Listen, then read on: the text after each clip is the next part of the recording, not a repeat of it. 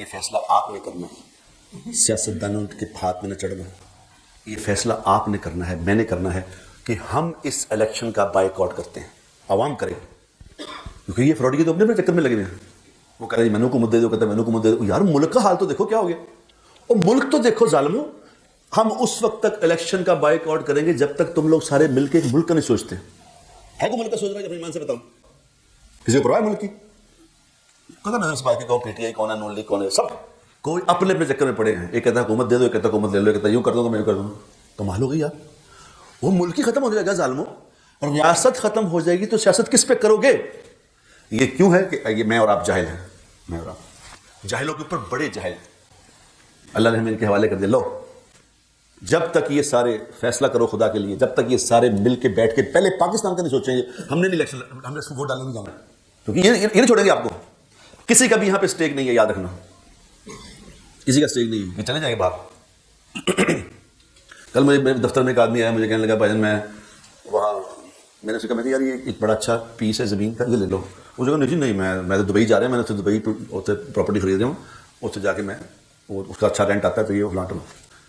میں نے اسے کہا میں کہ یہ ملک سے غداری ہے، اس وقت میں ملک سے پیسہ باہر لے کے جانا یہ غداری ہے۔ یہ ملک ہماری ماں ہے، اگر یہی نہیں رہے گی تو پھر جس نے ہمیں عزت دی ہے، جس نے ہمیں مقام دیا ہے، ہم نے شناخت دی ہے، اس وقت اس پہ برا وقت ہے تم پیسے لے کے باہر چلے جاؤ گے۔ ایسا نہ کرنا، ایسا نہ کرنا، ادھر ہی جئیں گے، ادھر ہی مریں گے۔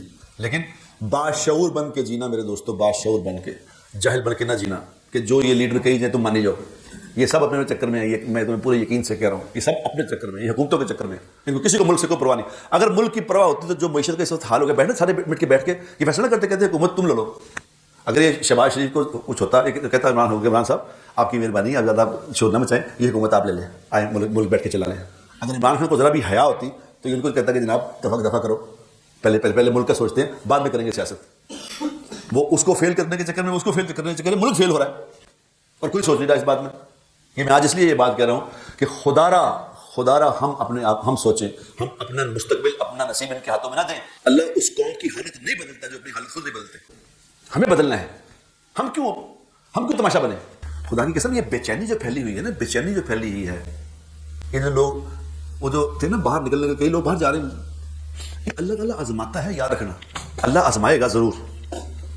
جب جنگ خندق ہوئی تھی نا، جنگ خندق ہوئی تھی، تو جنگ خندق میں اللہ تبارک و تعالیٰ نے دودھ کا دودھ پانی کا پانی کر دیا تھا۔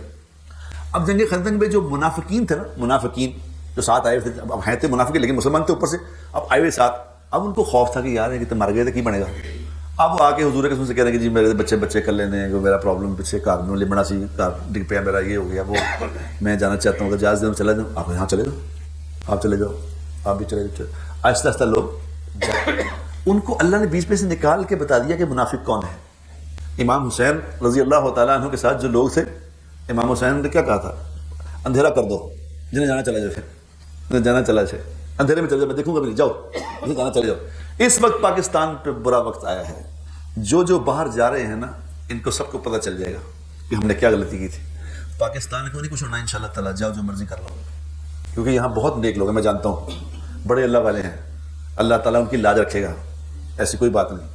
لیکن ان کو اللہ، ان بدماشوں کو اللہ بے چین کر دے گا، بدماش بے چین ہوں گے، اپنے بندوں کی لاج رکھے گا اللہ انشاءاللہ، کوئی ایسی بات نہیں گھبرانے کی، صرف بے چینی پھیلی ہوئی ہے۔ اس بے چینی کا علاج صرف یہ ہے کہ ہم اللہ کی طرف لوٹ آئیں، اللہ کی طرف لوٹ آؤ، اللہ سے معافی، ساری قوم اللہ سے معافی مانگ لے، خدا کی قسم صرف معافی مانگنے کی بات ہے، اللہ سے کہ اللہ معاف کر دے، اللہ ہمیں معاف فرما دے۔ تو آج بھی اللہ ایسی قدرت والے ہیں کہ اللہ آج بھی عمر بن عبدالعزیز جیسے لوگ پیدا کر سکتا ہے جو آ کے اوپر بیٹھ جائیں، ان سب فراڈیوں ادھر ادھر ہو جائیں گے، عمر بن عبدالعزیز آئیں گے اور اللہ سارے حالات ٹھیک کر، اللہ کی کوئی مشکل بات نہیں۔